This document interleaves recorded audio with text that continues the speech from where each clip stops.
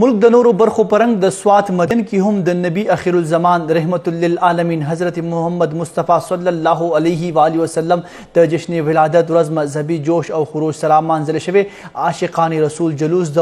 मुफ्ती तारिक अमीन प मशरे की शवे तफसील बगूर द स्वात मदियन्ना द खान अकबर पदी रिपोर्ट की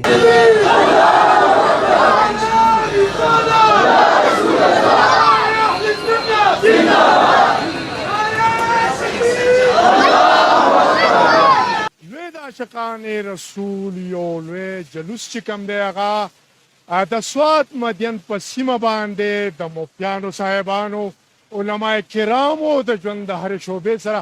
تعلق لرونکو په مشرۍ کې راوتلی او دوی وایي چې مونږ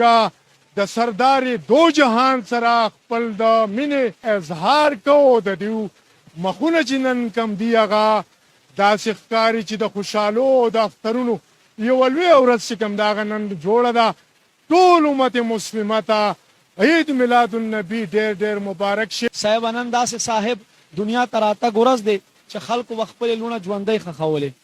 خلکو به خپلې لوڼه ژوندۍ ښخولې او شراب زنا هر قسمه ګناه چې دی په معاشره کې عامه وه تر دې پورې چې د الله په کور خانه کعبه کې 360 بوتان پراته وو. خو چې محبوب دنیا ته راغی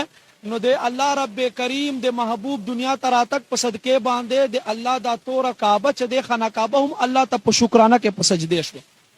چې داسې محبوب دنیا ته تشریف راوړو چې ما بل بوتانو نه پاک کوي. هر کال عاشقان مصطفی عاشقان رسول مونږ سره شرکت کوي. تاسو ګورئ په زرګونو حساب سره راغلي دي. دا ټول دنیا ته یو پیغام ورکوي چې ای خلکو محبوب سره محبت وکړئ. که صورت د محمد نوې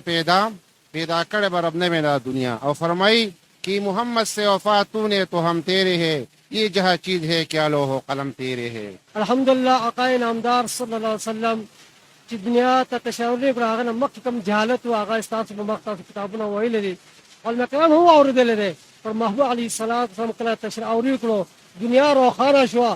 دلالت ختم شو اندرانه ختم شو روشي شو. علما کرام یو لوی پیغام د پیغمبر اسلام امتیانو لورکاو د غیب نه ده